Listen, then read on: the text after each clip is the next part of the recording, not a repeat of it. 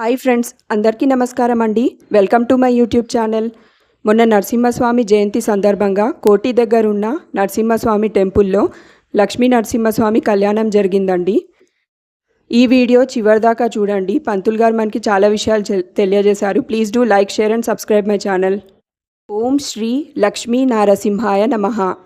ఆ రాజ్యలక్ష్మి అమ్మవారికి రక్షాసూత్రం చేస్తున్న రక్షకుల వారు చూసి నమస్కారం చేసుకోండి. రాజ్యలక్ష్మి మాయికి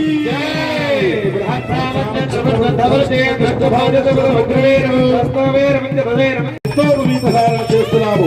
చూడండి, అర్చక స్వామి వారి యజ్ఞోపవీత బంగారు యజ్ఞోపవీతం స్వామి వారికి సమర్పణ చేస్తున్నాం. ఓం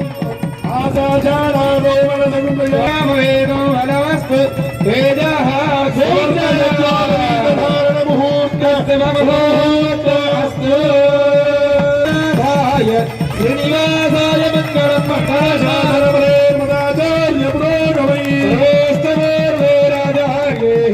సకృదాయ హస్తమంగళం. లక్ష్మీనారసింహ గోవింద. పెళ్లి చూపులకి అబ్బాయి ఉంది, పెళ్లి కూతురు ఏం చేస్తుందో తెలుసా? అబ్బాయికి ఎంత వస్తుంది, అబ్బాయికి ఎన్ని ఉద్యోగాలు ఉన్నాయి, ఎన్ని ఇళ్ళు ఉన్నాయని చూడలేదు. చూడదు పెళ్లి కూతురు. అబ్బాయి బాగున్నాడా, 6 అడుగులు ఆజాను బాగున్నాడా, తెల్లగున్నాడా, ఎర్రగున్నాడా, బట్టతలుందా, లేకపోతే మామూలుగా ఉందా, అదుందా ఇదుందా. కన్య మరైతే కన్య ఆడపిల్ల అబ్బాయి రూపాన్నే చూస్తుంది. మాతా విత్తం పితాసుతం తల్లేం చూస్తుంది తెలుసా?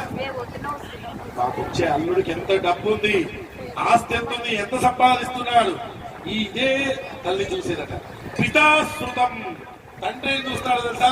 మా అబ్బాయిని ఎంతమంది పొగుడుతున్నారు, మా అబ్బాయి యొక్క తత్వం ఏంది, అసలు ఏంటి, ఆ అల్లుడి తత్వం ఏంది, ఆ అల్లుడిని ఎంతమంది పొగుడుతున్నారు, ఏం చేస్తున్నారు, అది చూస్తాడట. బాంధవా కులమిచ్చండి. మనం బంధువుల్ని తీసుకెళ్తాం చూడండి పెళ్లి చూపులకి. మరి వాళ్ళు ఏం చూస్తారు తెలుసా? పక్కకి వెళ్ళి అవతల బంధువులు ఇతర బంధువులు కూర్చొని మాట్లాడుకుంటారు. మీది ఏ కులం? రెడ్డి రెడ్డి, కమ్మ కమ్మ, కాపు కాపు, బ్రాహ్మణ బ్రాహ్మణ, ఈ మధ్య ఒకటేనా? వేరు వేరు కులాల ఏ శాఖ? దాంట్లో బాంధవా కులమిశ్చంతి పక్వాన్న వితరేచన. ఇంక నాలాంటి వాళ్ళు పెళ్లికి వెళ్తారు కదా, భోజనం చేసి వస్తారు. 12ంటికి వెళ్తాం, 12:30కి భోజనం చేయడం, 1 గంటకి రావాలి. ఎప్పుడైనా సరే పెళ్లికి ఎప్పుడు వెళ్ళాలో తెలుసా? ముహూర్తం.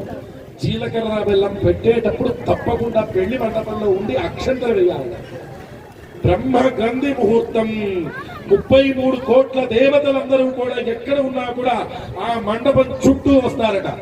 వచ్చి 33 కోటి దేవత శిరస అక్షతాం ధారయిత్వా. 33 కోట్ల మంది దేవతలు ఆ శిరస్సు మీద అక్షంతులు వేయడానికి వస్తారు అని చెప్పి శాస్త్రము. అందుకని పెళ్లికి వెళ్ళిన వాళ్ళు ఎప్పుడూ కూడా ఆ వధువుని వరుడిని ఇద్దరిని కూడా జీలకర్ర బెల్లం కాంగాలే అక్షంతలు వేయాలి. పూర్వకాలంలో ఇళ్ల ముందు పెళ్లిళ్ళు చేసినప్పుడు, ఊరందరికీ భోజనాలు పెట్టేటప్పుడు జీలకర్ర బెల్లం అయిన తర్వాత మర్నాడు తాళిబొట్టు కట్టించేవారు. 5 రోజుల పెళ్లి, 5 రోజులు. ఒక రోజు ఎదుర్కోండి, ఒక రోజు జీలకర్ర బెల్లం, మాంగళ్య ధారణ, ప్రధాన ప్రవేశ స్థాళీపాక హోమాలు, వధువు నూతన గృహప్రవేశం, అప్పగింతలు. 5 రోజులు చేసుకునే వాళ్ళని పెళ్లిళ్ళు విశేషంగా. అలాంటిది ఆ నారసింహుడికి, ఆ యొక్క రాజ్యలక్ష్మి అమ్మవారికి ఇద్దరికి కూడా ఆ బ్రహ్మదేవుడు వచ్చి పాద ప్రక్షాళన చేశాడు. తదుపరి బ్రహ్మలోకం నుంచి బ్రహ్మదేవుడు వెళ్ళిన తర్వాత ఒక ఆవుని అక్కడ ఆహ్వానం చేశారట.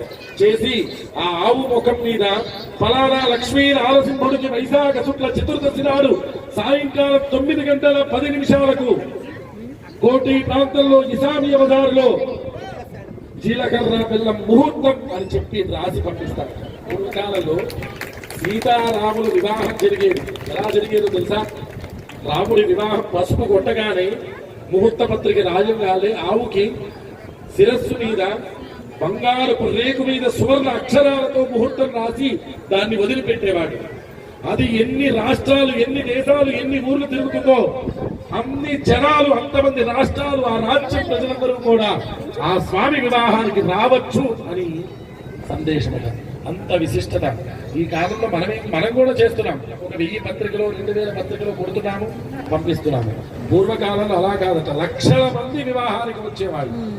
అలాగే ఇక్కడ కూడా మనం గాం విసర్జయేద్, ఆవును ఆహ్వానం చేసి 33 కోట్ల మంది దేవతలు పైకి ఇదిగో మీకు సుముహూర్తాన్ని పంపిస్తున్నాము అని చెప్పి ఆకాశంలోకి విసిరేశాము.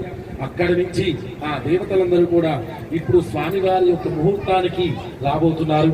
ఆ ముహూర్తానికి పూర్వం కన్యాదానం, రాజ్యలక్ష్మి అమ్మవారిని ఆ యొక్క లక్ష్మీ నారసింహుడికి దానం చేయడమే కన్యాదానం. దివ్యంతి గారు అడిగారు, ఇవాళ నృసింహ జయంతి, మరి మీరు కళ్యాణం అంటున్నారు, జయంతి అంటే పుట్టిన రోజు, మరి కళ్యాణం ఎందుకు చేస్తున్నారని అడిగారు. భగవంతుడికి పుట్టిన రోజు నిత్య కళ్యాణ పరాయణుడు ఆయన. ప్రతి రోజు ప్రతి గంట ఎప్పుడు చేసినా చేయించుకుంటాడట. లోక కళ్యాణం జరగాలి అని చెప్పి ఆయన చేసుకుంటున్నాడు ఆ కళ్యాణం. అంత విశిష్టత. అందరూ కూడా ఒక్కసారి గట్టిగా బోల్ లక్ష్మీ నారసింహ భగవానికి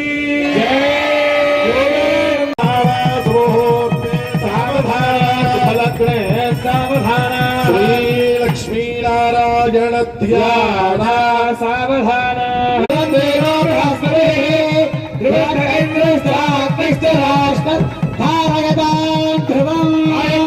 రాజ్యలక్ష్మి అమ్మవారికి పెట్టేటటువంటి జీలకర్ర బెల్లాన్ని చూపిస్తున్నారు. 2 చేతులు పైకెత్తి దేవోల్ రాజ్యలక్ష్మి మాయకి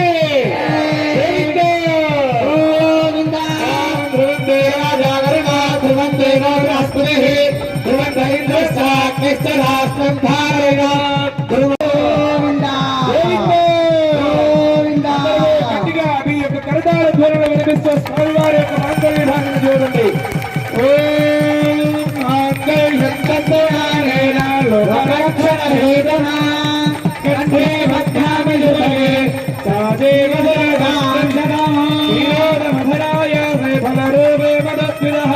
నమస్చంద్రధోదరయే నమస్తే హృదయోనయే సముద్రదనయే మాధురలక్ష్మీ స్నాం ప్రార్థయామ్యహం. ఓం మంగళం నారసింహాయ మంగళం గుణసింధవే మంగళానాం నివాసాయ శ్రీ నృసింహాయ మంగళం సుందరాయ శుభాంగాయ మంగళాయ మహోదయ సత్యమాభరణ ప్రజాయజ్ఞస్య దక్షిణా. గోవింద గోవింద గోవింద సమర్థ్యత ప్రజాపతిశ్రియాం యశః ముష్కయారుధాత్సవం కామస్య వృద్ధిమానందం ఆత్మే భాదదేహమా మోద ప్రమోద ఆనందః పుష్కయోర్నిహితస్తుతః శ్రుత్యేవ కామస్య సత్యారి దక్షిణానాం ప్రగ్రహ మనసత్యసమాగోగ ద్వాదశసత్యపసేమహే పశూనాం ధూపమన్మస్య యశ్రీ ప్రజాభేకామస్సమర్థ్యత. గోవింద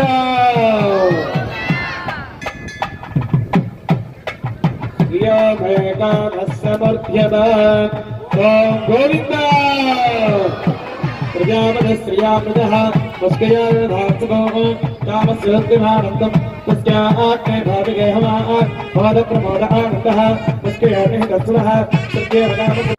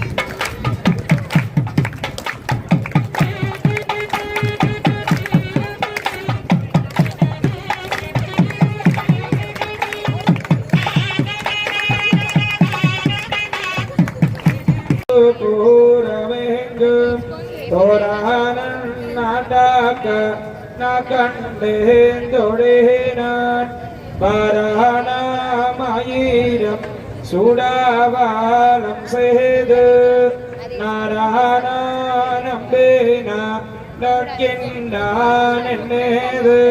పురాణామయీరం స్వామికి కొన్ని నారికేళాలు తీసుకొని ఆ రెండింటినీ కూడా వాళ్ళిద్దరూ కూడా సరదాగా అక్కడ కూర్చొని ఆడుకొని అక్కడ ఉన్న పరివార దేవతలకు ఇచ్చారు.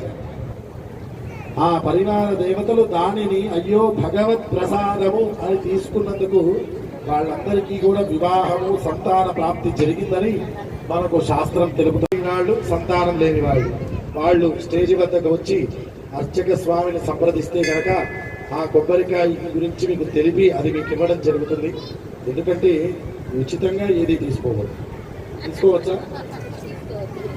మళ్ళీ ఇక్కడ షాప్కి వెళ్ళారు అందరు గారు చాలా రోజులు మీరు కనపడానికి ఉచితంగా ఇవ్వబోయాడు. వాడు ఉచితంగా ఇవ్వడమేమో కానీ మళ్ళీ మీరు వాడిని పొగడలేక రావాలి. దానికన్నా కూడా ఒక 500 పోతే పోయినాయని ఇంకా 200 కల్పించారు. కాబట్టి మనం కూడా ఏది ఉచితంగా తీసుకోకూడదు, భగవత్ ప్రేరణ అనేది చేయాలి. కాబట్టి మనము ఆ దక్షిణ సమర్పించి అక్కడ ఆ కొబ్బరికాయని తీసుకొని ఎవరైతే దీన్ని తీసుకుంటారో 40 రోజులు చాలా నిష్టగా ఉండాలి. అయ్యా మేము తీసుకుంటామని చెప్పి చాలా మంది తీసుకుంటున్నారు బ్రహ్మోత్సవాలలో, గోదా కళ్యాణాల్లో.